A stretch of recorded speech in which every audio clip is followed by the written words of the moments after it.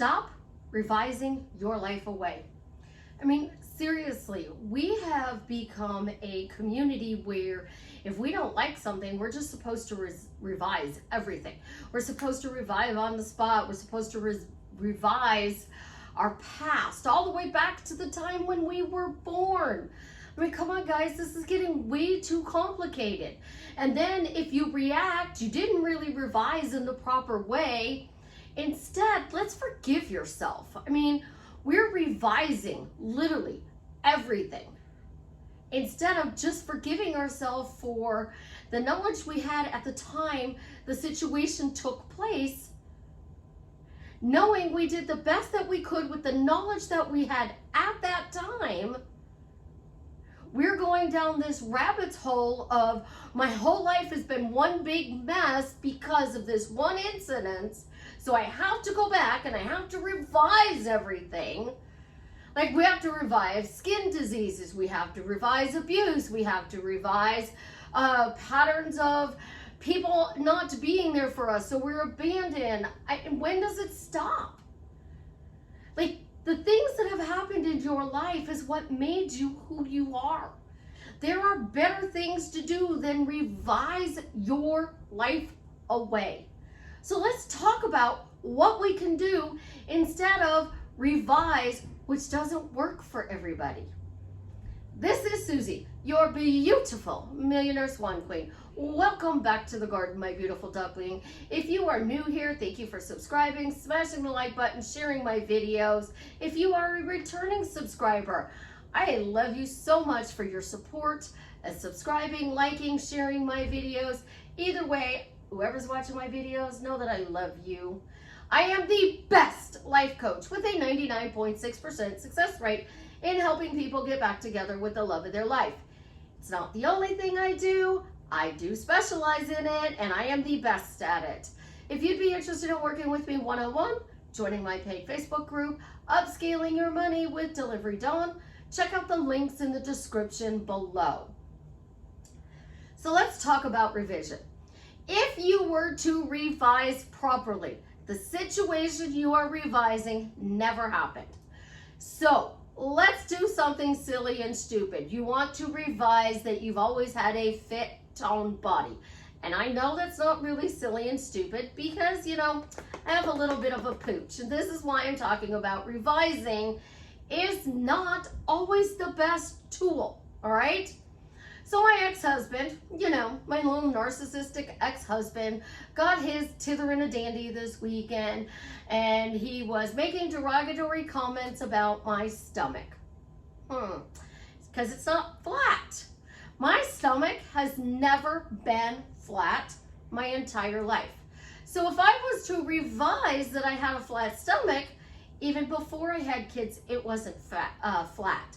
Even before I got bit by the snake and gained a tremendous amount of weight because of spending 6 months on steroids and antibiotics, that totally tore my body apart.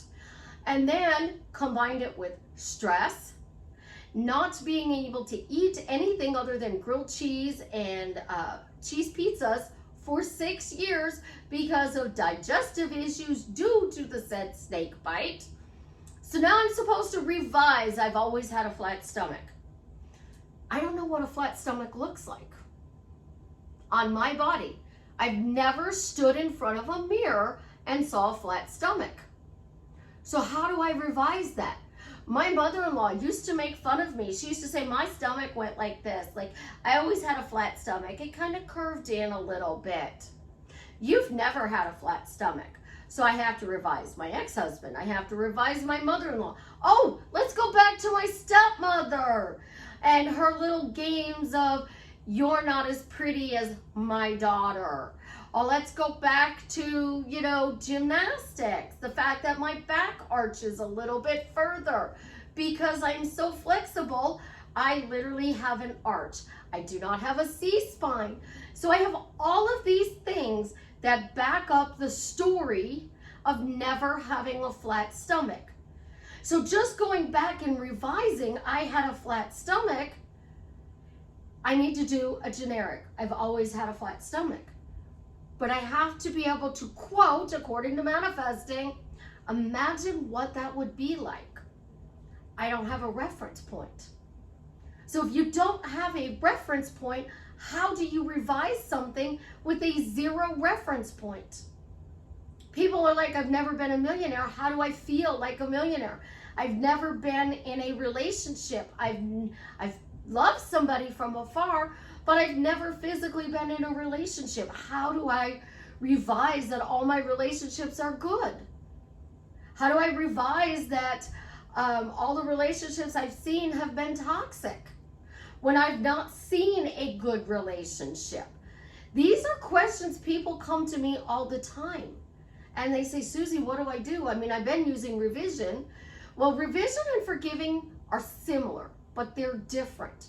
So revision is, I've always had a flat stomach. I've always had a flat stomach. Forgiving is forgiving myself for the knowledge I had, not knowing that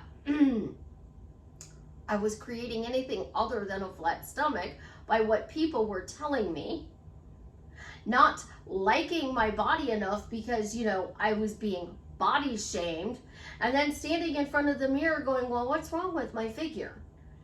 So I did the best that I could with the knowledge that I had. Oh, guess what? I had zero knowledge. I was a child being picked on by a bunch of adults. So I had zero knowledge of a flat stomach. I had zero knowledge that I could do anything other than take what they were shoving down my throat. And this is what I'm trying to get you guys to understand. If you don't have a reference point, revision's not going to work. But if I forgive myself for not having any knowledge about what these adults were doing to me and doing the best that I can in that time frame of when they were picking on me, I no longer have the weight or the responsibility of somebody else's crap. I don't have to revise. I separated myself from that incident by forgiving myself for the part that I played in this. Myself. And by forgiving myself, I freed up myself. So I forgive myself for never having a flat stomach, not being able to handle the pressure that was being shoved at me by the adults in my life, knowing that I had zero knowledge of how or why my body was not allowing me to have a flat stomach. I forgive myself. And because I forgive myself, I can now create what I would perceive to be a flat stomach. So I forgive myself. And because I forgive myself, my stomach can now flatten out. It can go back to what I thought was a flat stomach. What I think is a flat stomach. So when you are revising, you have to wipe out all the bad things that everybody said. You have to cover it. So people say you have to go back and revise. And I get this all the time. Do I revise every incident or do I revise as a blanket? And I teach you guys blankets. Blanket affirmations are the best thing that you could possibly have in your life. Why am I spoiled? Why am I pampered? Why do people do wonderful things for me? Why am I treated like a princess or a prince? Why am I amazing at relationships? So now people are always treating me with love, respect. They're showing me that they're present, they're available in my life, and I have great relationships. So that is family, friends, coworkers, partners that I am romantically involved with, my best friend. It revises everything. But there's also a specific, and revision works great if you are talking to your best friend on the phone and your best friend is so excited about this job, and then all of a sudden she's like, well, it went to the first person and they approved it, but they're not cutting the check yet. Well, they went to the second person and they approved it, but they said now it has to go to a third person. So I don't know if I have the job, so I can't count on the funds, but I need the funds for this, and I need to come up with this to be able to do that.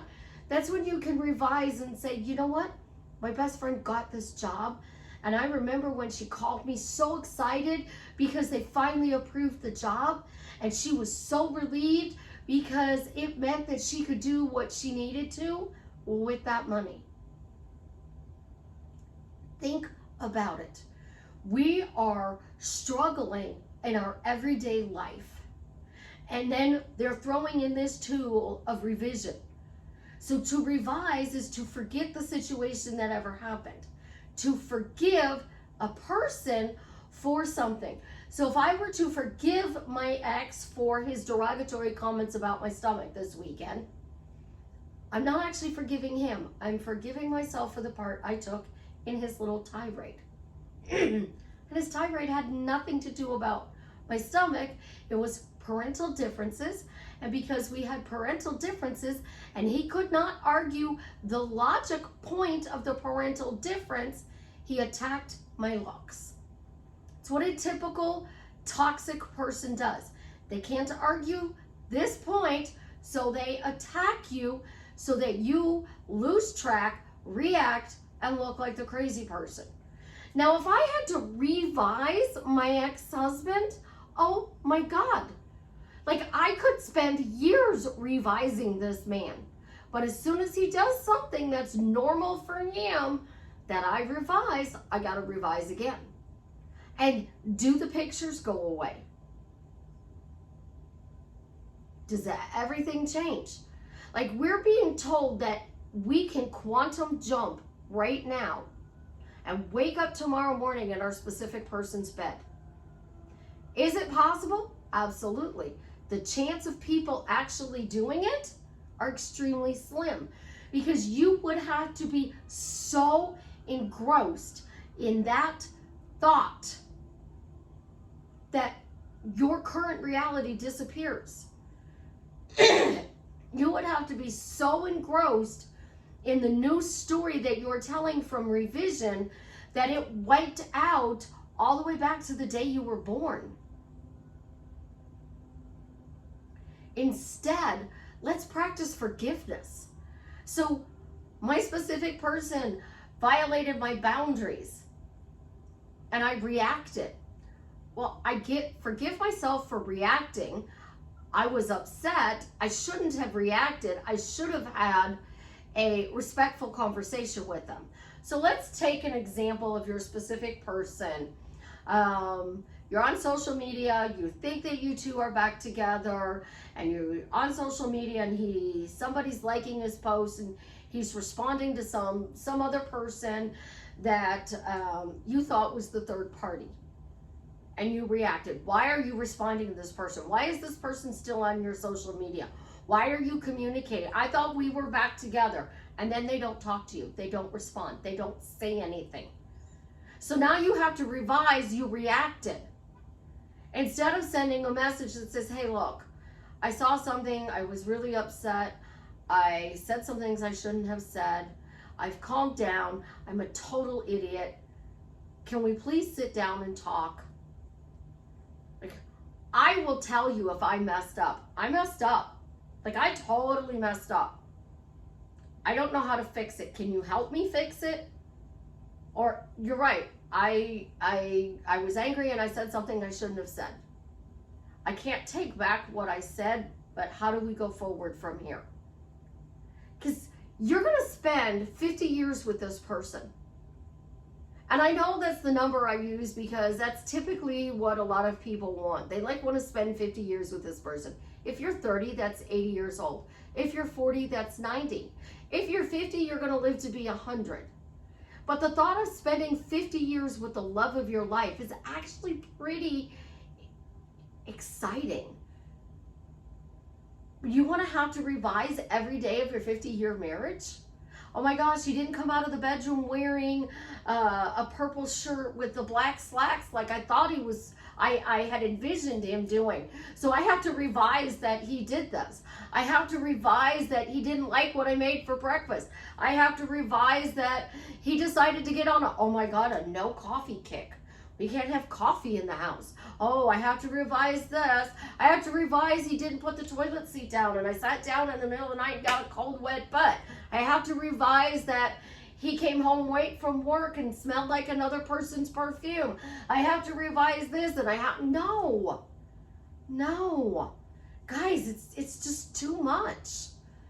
Like, you want to know why you're stressed. You're listening to people and telling you that everything has to be revision. No.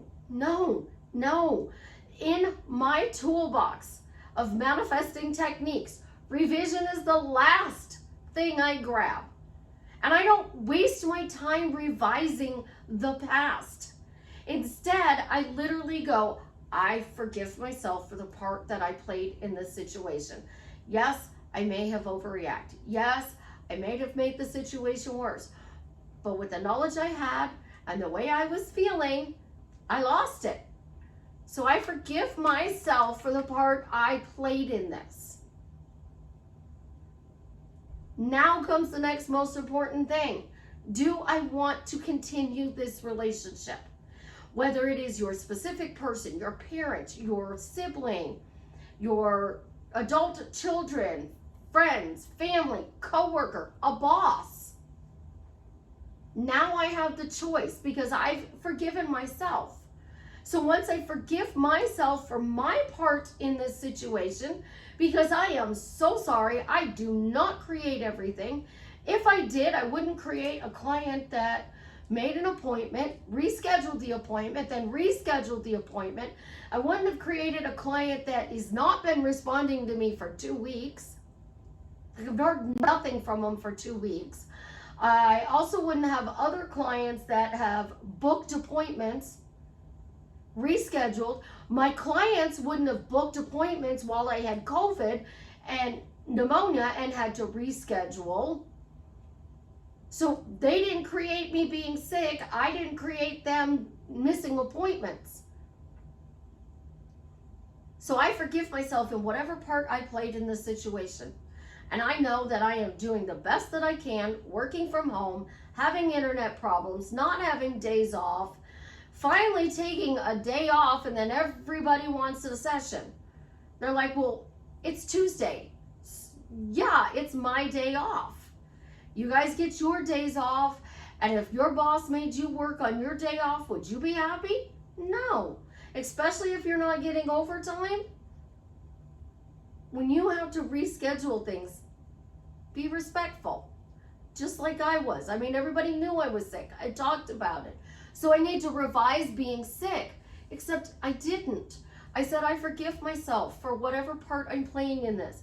I am so appreciative that my clients understand I am being very transparent and they get that I may have to reschedule. I can't talk. I can't do a call. This is what I'm getting at.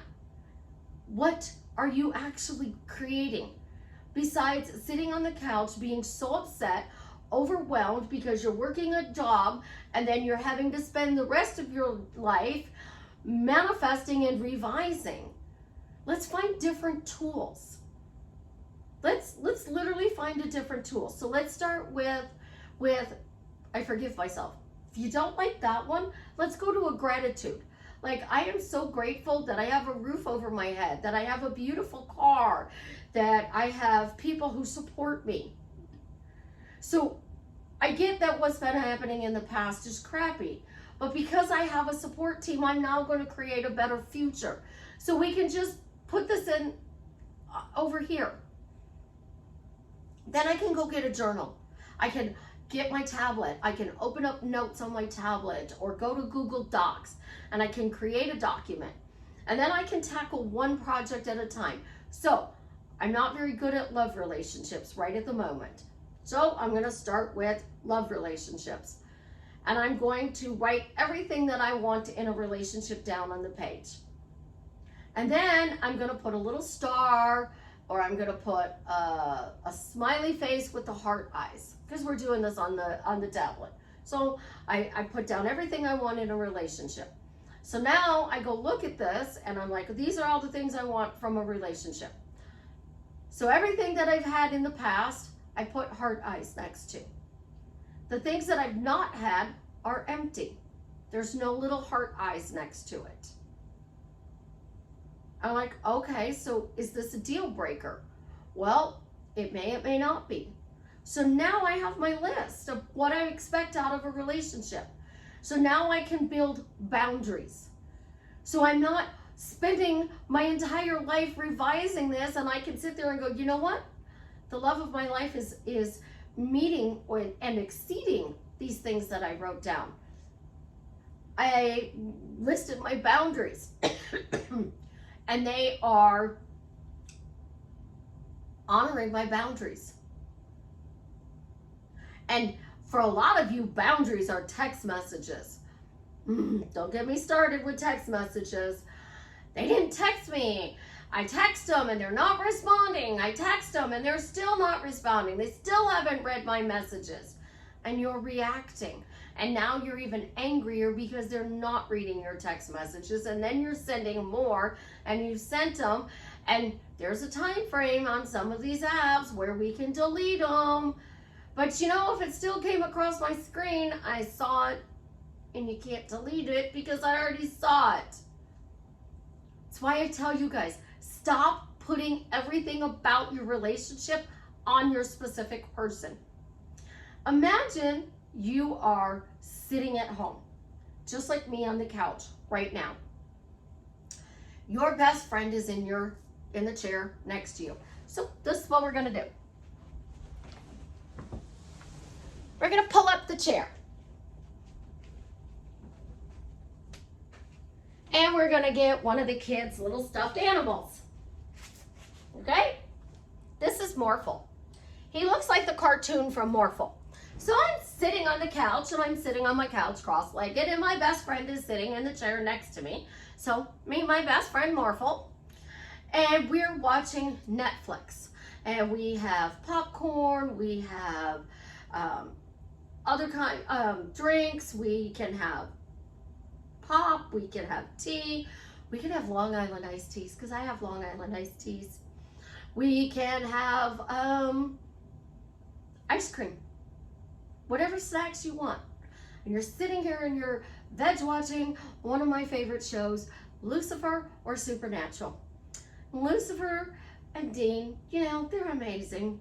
But let's go with Lucifer, who's running all over LA trying to solve this murder, but it's not really the case that he's trying to solve. It's a problem in his life that he's trying to solve. So you're talking to your best friend about this situation with your specific person. And you know what your best friend says? I don't like this guy. I don't like this girl. I don't like the way they treat you. You need to find somebody better. You're like, you don't understand. We have a connection. Your best friend says, yeah, I get you think you have a connection, but they don't treat you right. Well, I get that they're not answering my text messages, but we have this connection. And your best friend is over there going, what connection? This person barely talks to you. And then when they do call you, it's for a hookup. Do you notice the conversation between you and your best friend is negative? And your best friend is reflecting your fears back to you that this relationship's always going to be one-sided. You doing everything. Instead, well, what do you think I want in a relationship? So Morphle, what do you think I want in a relationship? Oh, well, Susie, you need somebody who is fun, who is outgoing, who's going to drag your butt out of your house, traipse you around the world, and make you laugh because your job is very serious. Like, okay, how often do I have to leave the house? Well, what if you left the house and went somewhere for a month? Would you be okay with that?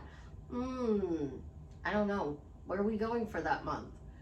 Well, we could go to Key West. Well, that would be doable. I could spend a month on the beach in Key West. See, you're not using your friends right, your coworkers, your family. You're telling them about the problem. Your best friend can help you with the solution. And the solution isn't revising. The solution isn't making this all about crazy town. The solution is what you want in a relationship. So now, 3 days later, you're sitting on the couch and you have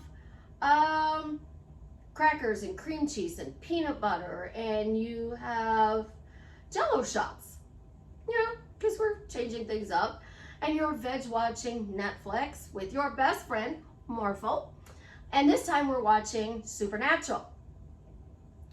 Dean's going, angels aren't always good, and demons aren't always bad, and God is a dick.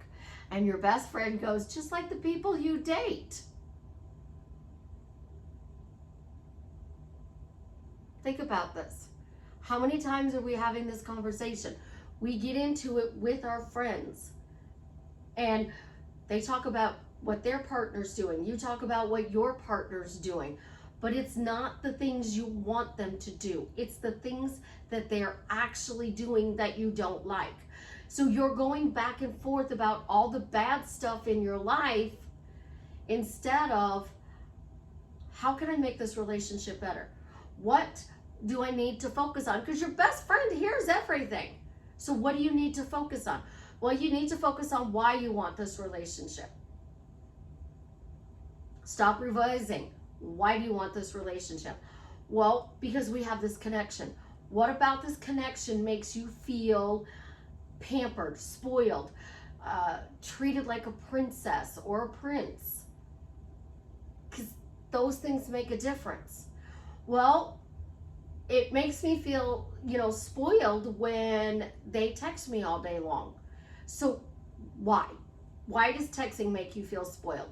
Because they're telling me things, and if they tell me these things, then I feel important. So texting makes you feel spoiled, and then it makes you feel important. Well, what does spoiled mean to you? Well, it means that they love me. So if they loved you, you're important, they're going to text you. Yes. Okay, so how do we create them texting you more? How do we create them adding value to your life through text messages? Because I understand this is a different generation and we're upset about Texas.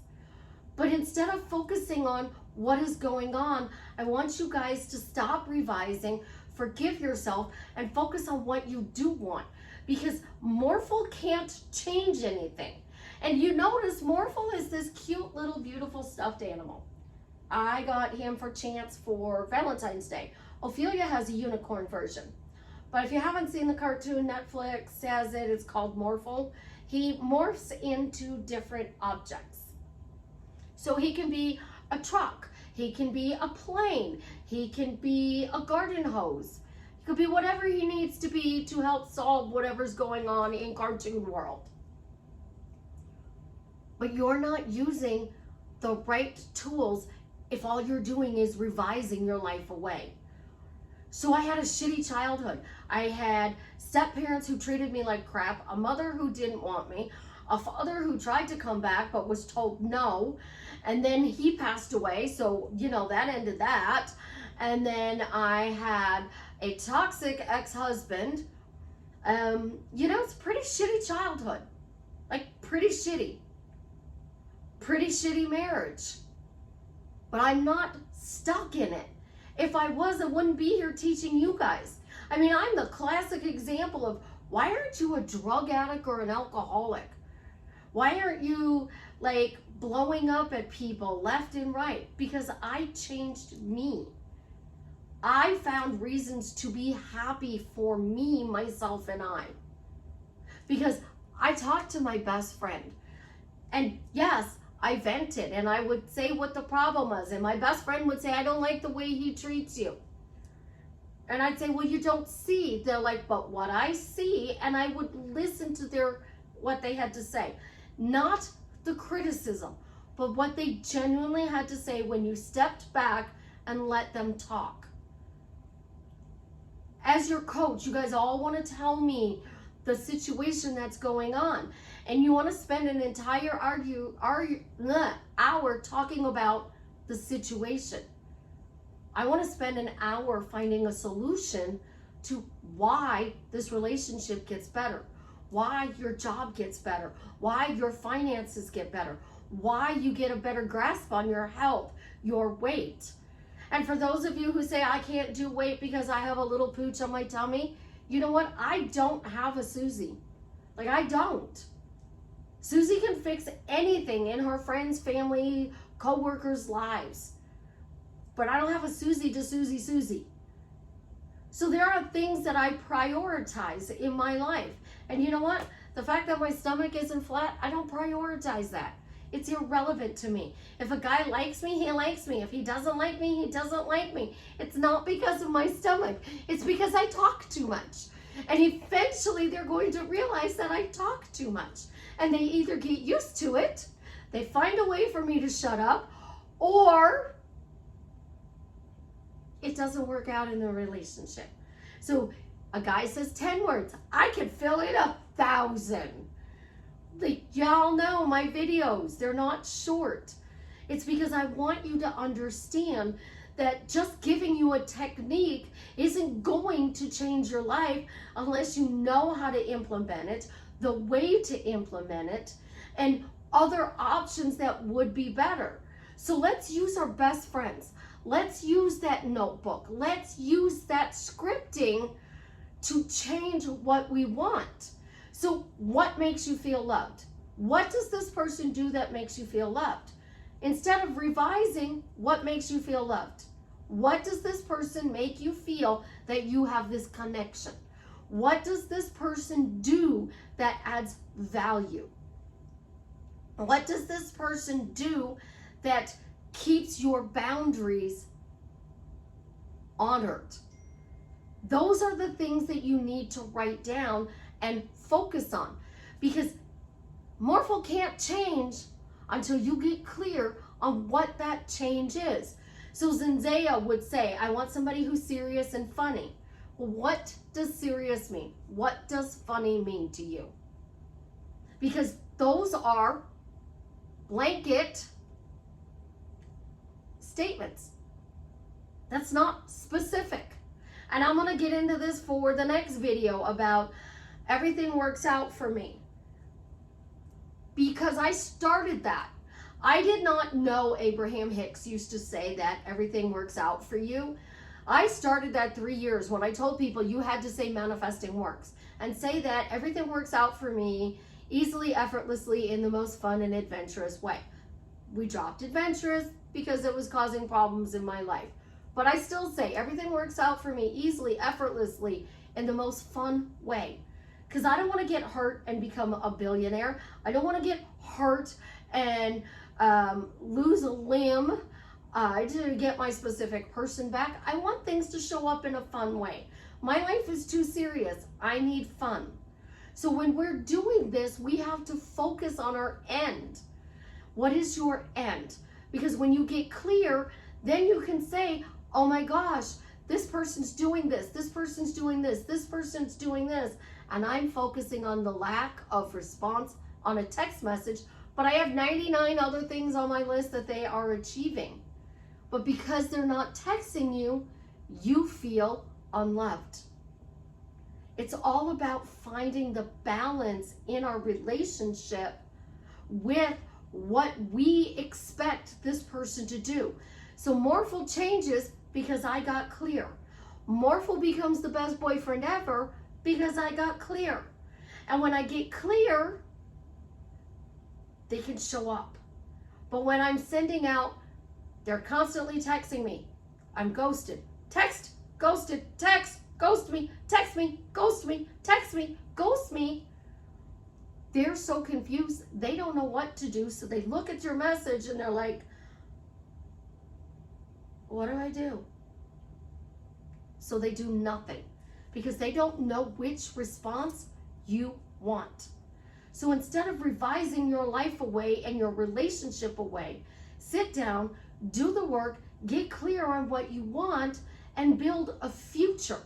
Because in 50 years, if you have 18,000 days that are amazing, that's wonderful. If you have 262 days that are bad, that's even better. But you're going to have disagreements. You're going to have things that you don't see eye to eye on. And you got to be able to negotiate and navigate through those waters. And you can't revise everything when you're married because it's too much work.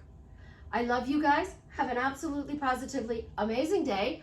As always, leave me a comment. Let me know how I'm drastically changing your life for the better. And if you've got this far in the video, leave me the emoji with the beautiful little heart eyes. Love you guys. You have so much to live for and look forward to that I just want you guys to simplify your manifesting routine so that you're not going crazy thinking that you're always doing something wrong and you have to fix everything in your head. Talk to the people you love. You're going to find out that it's actually very eye-opening. Love you. Bye.